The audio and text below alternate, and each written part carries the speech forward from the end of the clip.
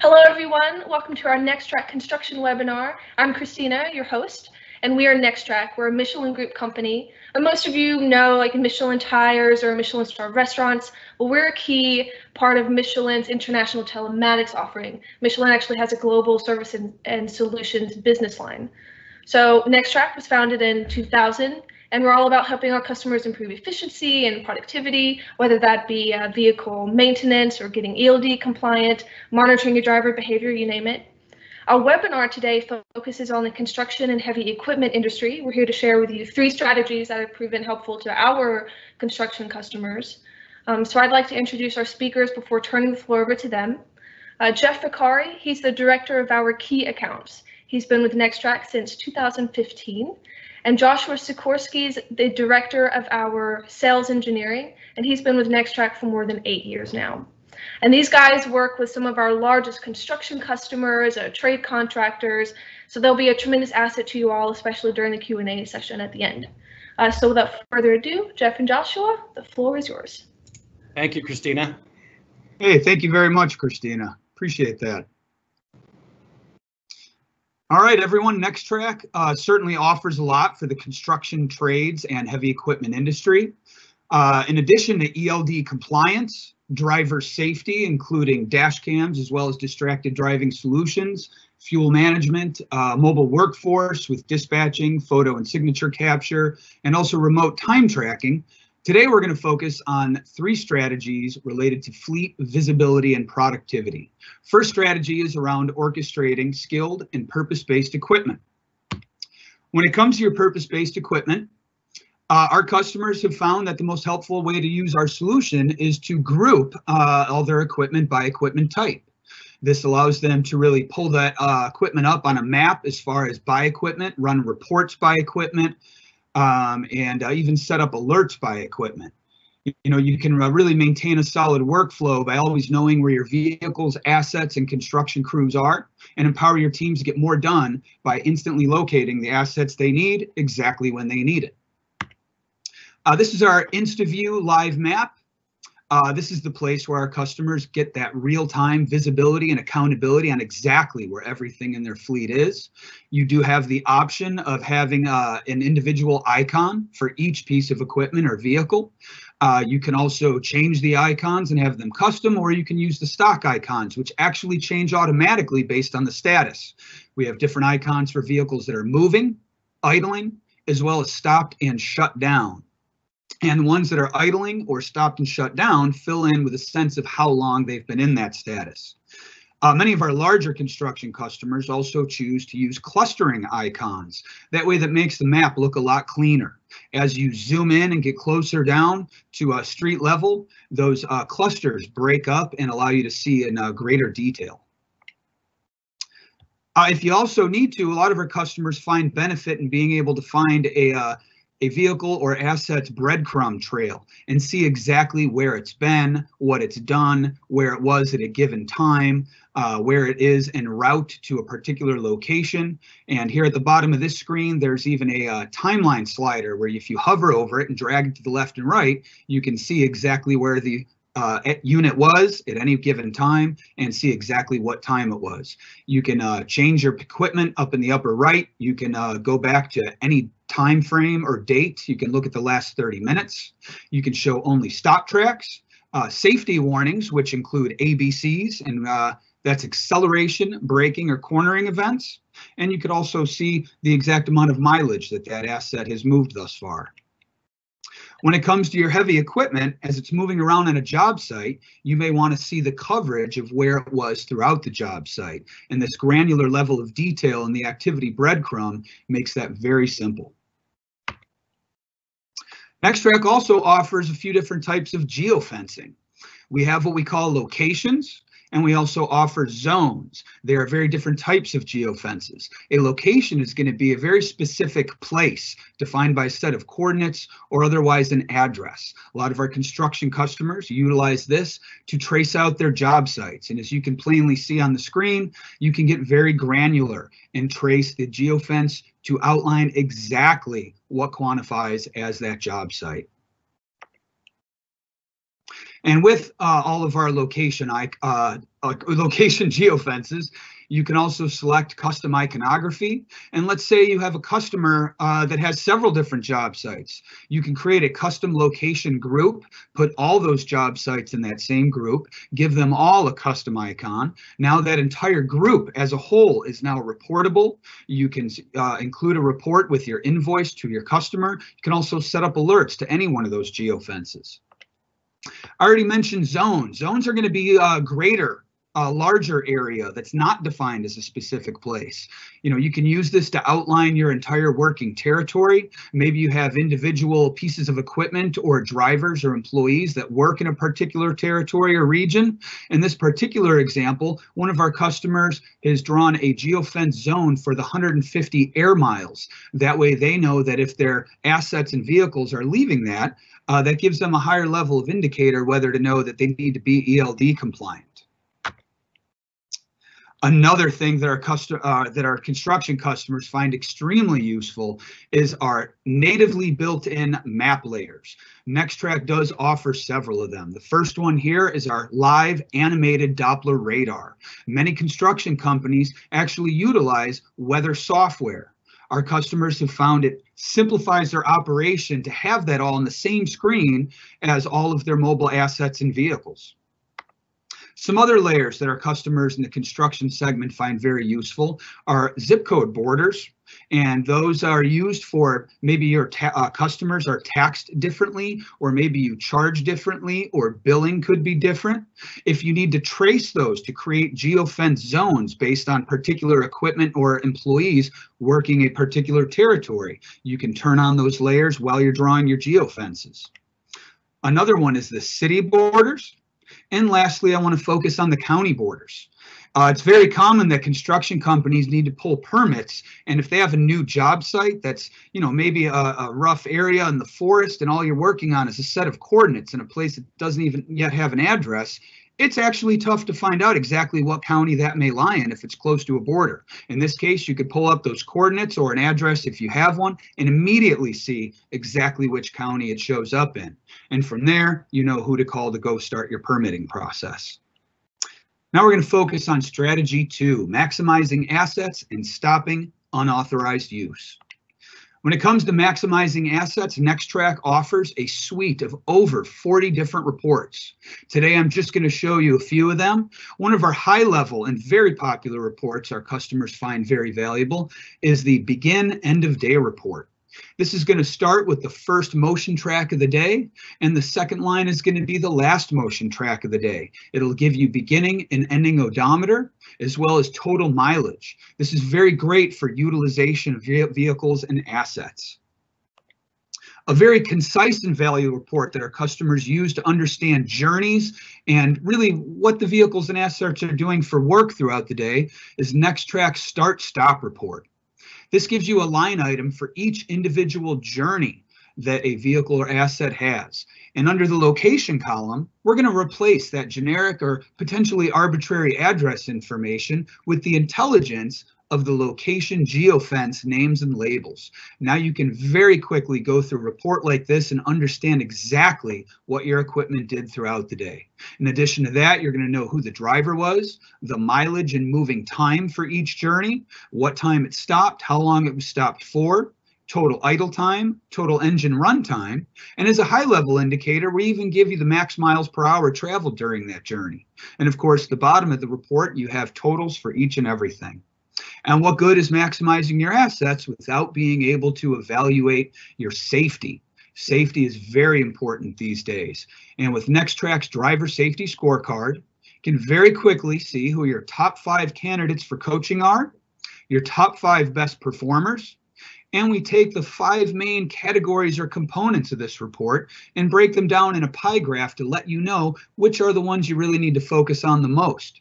From there, we give you totals by category. We break it down by per 100 miles, per hour of movement, and we give you a top candidate for coaching based on each category. From there, in the bottom half of the report, your drivers are ranked from the one that needs the most coaching at the top to the best performer down at the bottom. And at the very bottom of this report, we give you a link to NextTrack driver safety training courses. Through a partner program, you can click on that link, choose through a catalog of several different courses, and based on the habits and characteristics of your drivers, you could easily assign them to these courses to get them better educated, better coached, and ultimately watch your driver safety scorecard improve over time. Now, when it comes to stopping unauthorized use, NextTrack's construction customers make heavy use of alerts. One of the first alerts they may use is when a vehicle or an asset departs location. This might be 24 hours a day. If it's supposed to be on a job site full time, you could set this up to be weekends only, maybe just weekday nights and mornings or before the workday starts. But bottom line, you can know anytime, immediately, when your vehicles or equipment are leaving a job site or any other particular location. The next way our customers do that is through sensor alerts. You can find out when the ignition goes active. You can also find out when the ignition goes inactive. Again, it really just depends on how you want to be notified and what you want to know about how your vehicles or pieces of equipment move. The last alert that's very popular amongst our customers is the motion alert. This will let you know, regardless of geofence, regardless of ignition status, if there is any motion at all. And any combination of these alerts will ensure that you're going to be able to stop unauthorized use of your vehicles and heavy equipment. Now, strategy 3 is where we're going to focus on maintenance and a new NextTrack offer, vehicle and equipment inspection. When you go into the NextTrack administrative area and look at your mobile summary, or what we call the mobile list, you're always going to have a live update of what's going on with your equipment and your vehicles as far as their meter readings. Meter readings to you could be odometer, could be engine hours. Part of what we grab from the ECM of the vehicle is also the VIN. All of this will be here, and it tells you exactly when it was last updated. When it comes to odometer, if you're connected to the ECM through the OBD port, depending on the hardware you choose through NextTrack, you will get odometer updates as well as fuel amount in a percentage with every ignition off event. Engine hours, we reconcile once every day overnight by adding up all the ignition events tracked throughout the day. Now, when it comes to the NextTrack maintenance dashboard, we've really fine-tuned our offering here based on our customer feedback and what our customers are really looking for. We've made setup right there at the top of Breeze by offering 2 different wizards, one for setting up your reminders and another for initializing your mobiles. From there, you're able to see upcoming service requests, overdue requests, other requests that are not scheduled, such as vehicle problems that maybe your drivers log through the NextTrack Connect driver-facing app available on the Android and the Apple platform. Here at the bottom of the screen, the first thing we see is the top service requests, those things that are overdue. Now, when it comes to the setup, this is how the wizard works. For anything that's not connected to the OBD port, as far as the vehicle tracker, you simply put in the odometer reading on the vehicle with a beginning of the day reading and the date. NextTrack will automatically keep that reading up to date from there by adding everyday stuff tracked by GPS miles. Otherwise, if you are connected to OBD, we're going to pull that off the computer of the vehicle automatically. Engine hours is very similar. You plug in a starting reading so NextTrack knows where to begin counting from, and then we add up all the ignition on and off events throughout the day to give you a running total and then apply it to all your maintenance needs.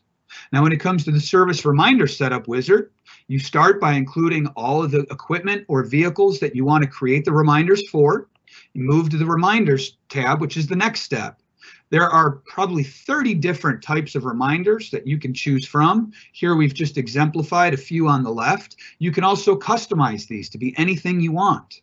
But you choose your reminders, you can delete or add more, and you can set them up based on distance in the form of miles, by calendar time in the form of months, and or engine hours. And this and or scenario is great because if you set up an oil change by 5,000 miles, and or 150 engine hours, and or 6 months, whichever comes first is how you're going to be notified when that service is due.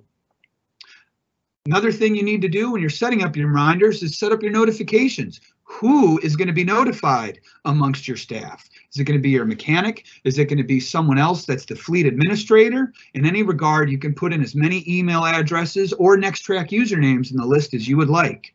You're also going to want to set up when those notifications come out. How many miles, weeks, and/or engine hours ahead of the service do you want to be notified?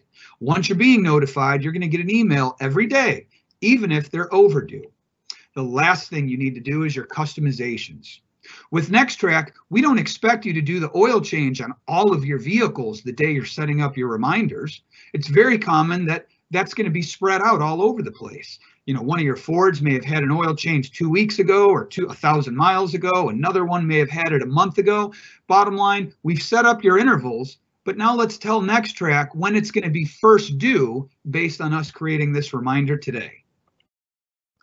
Now, when it comes to your NextTrack service requests, anything that's connected to the OBD port in your vehicles, we're going to get those DTCs automatically in real time. And DTC is short for diagnostic trouble codes. These are the codes that are triggered when the engine light comes on in the dash and becomes illuminated. When that engine light comes on, a P code, which is common for OBD2 vehicles, your light and medium duty, and that'll come right into NextTrack. You can also set up alerts that anyone you want to be notified will receive a notification when they come in. You can also click on that DTC and immediately see in a Google search exactly what that diagnostic trouble code means. Now, when it comes to your oil changes and other reminders, it's very easy to see in a summary view what they're all tied to, when they're next due based on those hours, date, and/or engine hours. And lastly, you may want to filter by anything and everything that's overdue. This is the stuff that's going to need attention immediately. Now, I wanted to briefly cover NextTrack vehicle and equipment inspection. Here's the NextTrack Connect driver-facing app. On the left, you see the main screen that a driver sees when they first log in. This is your workday. Simply click on that middle section where it says inspect. That takes you to this screen here where you show the vehicle you're currently assigned to. You can inspect a different vehicle. Let's say you're pulling a trailer, a piece of heavy equipment. And then at the bottom there, you're going to choose your inspection form type. Over here on the left, that's what it looks like once you start. Now we're going to move on to the supervisory app. That's called NextTrack View. That's for all your managers. On the left, we can see an inspection report that was just completed. We see at the very bottom, the driver was able to include their signature. In the middle picture here, we can, most important over anything, whether or not the vehicle is safe to drive. In this case, no. And looking at this inspection report, I see the windshield has a chip in it. Depending on where that chip is, that vehicle may still be safe to drive. However, with a flat tire and the included pictures, the driver already knew this vehicle is not safe to drive. So now from supervisory end, I can assign this as something that needs to be done for maintenance. Then the mechanic will go into that NextTrack View app and through the mechanic's signature confirm that these services were done and these defects have now been remedied. And now the next driver to inspect that piece of equipment will confirm that on his end, everything is fixed. And on the far right, we see a list of all the various vehicle inspections. Just to exemplify how our customers use this for the yellow iron industry, this is an inspection form based on some standards, and these are all the different things you can do. Whoever is running the setup on the NextTrack View app has full power and authority to create custom forms, create inspection lists for anything you'd like. Now I'd like to take a pause and answer some questions. That was fantastic. Jeff, I don't know if you have any comments to add to any of those three strategies. I know I'm putting you on the spot before we go into Q&A, but no, I think that was really good. I think Josh captured the really essence of the core challenges that a lot of the larger construction companies have with the different strategies and the different solutions that NextTrack offers. And Josh and I have a unique opportunity to work, as you mentioned in your introduction, Christina, with so many of our largest accounts that do have construction functionalities, whether they be underground utility, electrical, a lot of vehicles, a lot of different pieces of yellow iron, a lot of different pieces of equipment. We've been able to accommodate their needs and provide the reporting, the visibility, engine on and off times for maintenance, and also billing tracking. So no, very good job, Josh. Oh, that's good. And speaking of that, I think we have a question that kind of relates to what you just mentioned, Jeff. So we're just going to go into the Q&A part of our webinar, which I think is what most people are excited about. This question is, I have CAT equipment, so like more like heavy equipment. So how do you guys work with CAT equipment or heavy equipment like CAT equipment? So if you're talking about CAT, Caterpillar, the manufacturer, I think the trend in telematics and is to develop relationships with the OEM, so with the original equipment manufacturer. So the Caterpillars, the John Deeres, the Kubotas, other manufacturer of large equipment, regardless of what type of equipment it is. Even in the crane industry, we see that trend taking place, and it's extremely important because much of the data that is mission critical to maintenance, to operations, to being much more productive with that extremely expensive piece of equipment can come directly from the vehicle itself, or from the ECM, the computer, the brain of that vehicle.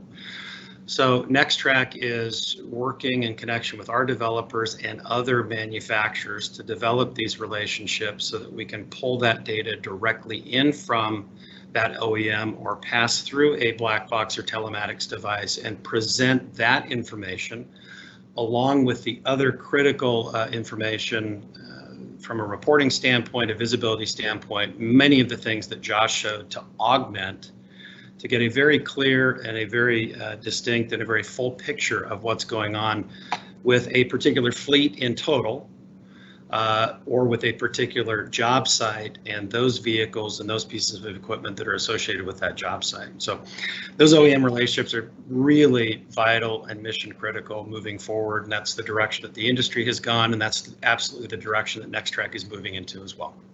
Thank you, Jeff. I think this next question, just double checking. Okay, this one I'm going to give to you, Joshua, and this one is in referencing the map layers that you talked about. I think Yes. strategy 1. Do you have an ESRI integration? Esri integration. That's a great question. As a matter of fact, we are officially an Esri partner. And it is very common that our customers get us engaged with their Esri rep, and we have what we call a GeoJSON endpoint that Esri consumes in order to provide live automatic updates into the Esri and ArcGIS software for customers to utilize. And in addition to that GeoJSON endpoint, we also offer AEMP, Standardized Data Endpoint, which is very popular amongst the construction industry. And then for those construction companies that are in the telecom and utility contracting, we actually offer a multi-speak compliance, where we offer not only a multi-speak endpoint, but also a multi-speak push service. So we can push all of that real-time vehicle and asset location data into those customers' OMS software. And OMS is outage management solution software that those customers utilize. Okay, excellent. Thank you for that. No problem. We have another question. Let me just make sure that I'm marking these. For Jeff, I'm going to throw this one to you. Is the DVIR acceptable for use with DOT requirements for large or dangerous loads? So that's a very good question. And the first answer is make sure that you get the definitive answer through your own compliance and or legal department. When we talk about compliance, we're really looking at a couple of different regulatory burdens. One is the FMCSA with the hours of service mandate. And part of that hours of service mandate does require a DVIR, or a digital vehicle inspection, daily vehicle inspection report in electronic format to be done pre and post trip. And our solution does have the capabilities to do a vehicle inspection or an equipment inspection report. However, if that sits outside of that FMCSA mandate, so in other words, if I am not required by that mandate to run the electronic DVIR as part of the hours of service mandate, the NextTrack solution is available for, again, those vehicles and for, equipment. So again, compliance, we always recommend that you get with your legal teams, you get with your compliance teams to get the definitive answer on that. But again, if it is required by the FMCSA to run under that hours of service mandate, then that electronic daily vehicle inspection report should be part of that. And we have that capability within NextTrack as well from a compliance standpoint. And Christina, could I add a quick comment there? Yeah, absolutely. I should have clarified this earlier in the webinar here, but what we saw today had nothing to do with our ELD offering. We do offer multiple ELD solutions that automatically include DOT approved eDVIR.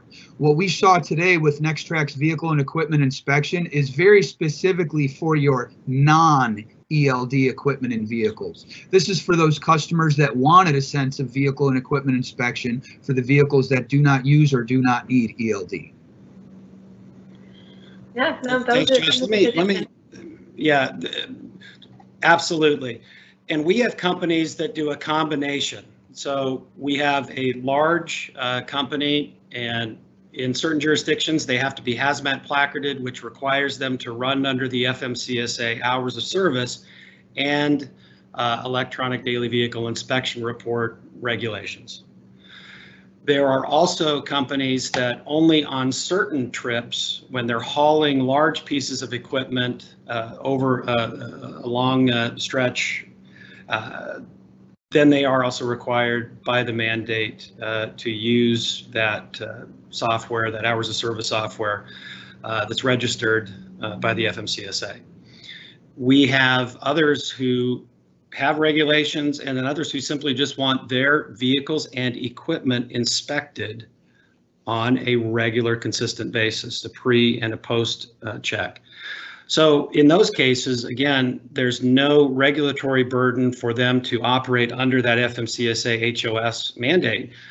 But this is a great solution for companies who want to make sure that even though there's no mandate in place from the government, that their drivers are still checking their vehicles, they are still checking those pull behinds on a regular, consistent basis, and making the office, the maintenance team, aware of problems. We found oftentimes associated with interviews with our clients that they don't find out about a problem in the maintenance shop until it's really bad. And so there's the mandates and the compliance portion, which dictates, yes, those inspections will be done as part of that mandate. But then there's another group that doesn't have that burden, but still sees the value of these regular checks to get ahead of issues and problems so that they don't blow up and become bigger down the road. And pairing the DVIR with maintenance is a great way to do that. Okay, thank you, Jeff. That was a good summary. I was trying not to interrupt you there because I know we want to be mindful of everyone's time. I think we have time for maybe one more question. And this one was sent in prior to, so I want to make sure that this person gets heard because I know they'll receive the recording. So this one is about equipment kind of running long. So it says some of our equipment is really expensive and it can only run so long. Can you help with that? Yeah, Jeff, you want to take that one? Go ahead. No, go ahead. Yeah, several of the large clients that we work with have extremely expensive pieces of equipment that if they are run for too long of a period of time, it heats up critical engine and other gear parts and lubrication parts and can cause damage anywhere from $250,000 to $750,000.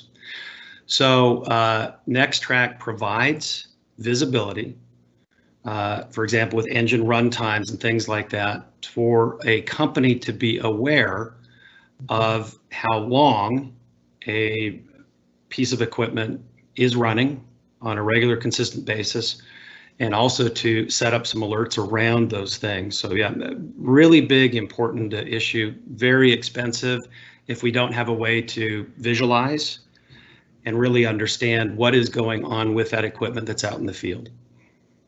Okay, awesome.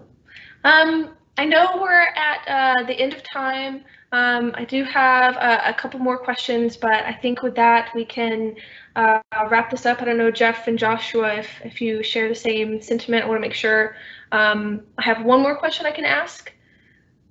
Sure, absolutely. For this one, this will be the last question. Our equipment is spread all over the place. How do you guys approach setting these up? And Joshua, I'll give that one to you. Yeah, that's more of a reference of like installation and implementation, right?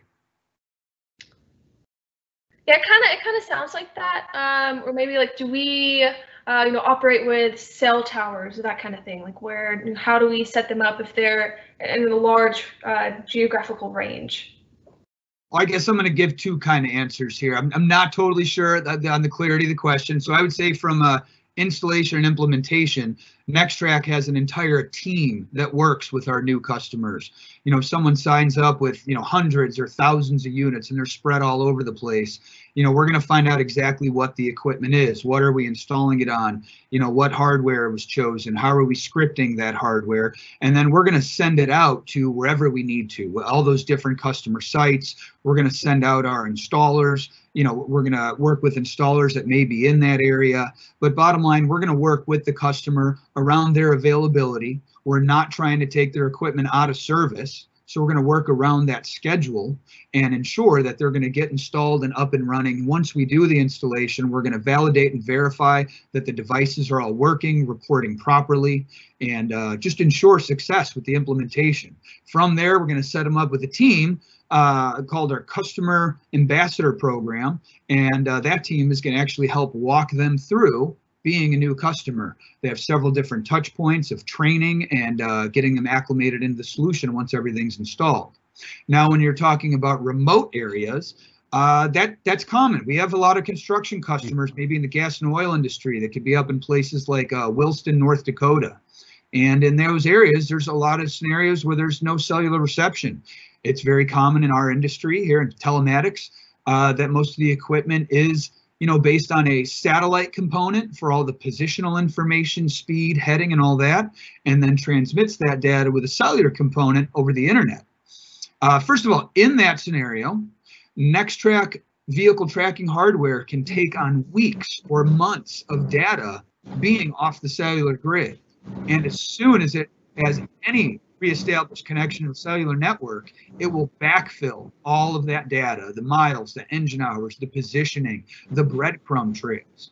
And for our customers where, having that real-time visibility is absolutely crucial, NextTrack also offers hardware that is 100% satellite, where not only all the positioning and heading and speed information is done through satellite, but that's also through a satellite-based internet connection. So now cellular connectivity isn't even a part of that. That was an excellent answer. I think I learned something new there. So with that, I think we're out of time. I know there's so many great questions that we did not get to. There's even some bonus strategies in this presentation that we're going to share with you at the end of this. But that doesn't mean that the conversation has to end. I'm going to share with you our presenters' email so that you can reach out to them, have a virtual coffee, whatever. They'd love to share their industry knowledge with you. We hope that this webinar was meaningful and helpful to you. We really wanted to share with you 3 strategies that have worked for our customers. And I do have a case study to share with you guys that shows like a real life example of a heavy equipment customer where these have worked for them. Just want to show how these technologies can help. So before I end up rambling on, we just want to thank you for your time today. It's very valuable. We hope that you have a good day and a really productive week. And thank you, everyone. Thanks, everyone. Thank you, Christina. Thank you. I'm going to share these. These are their emails. Everything else. So thank you guys. Thank you.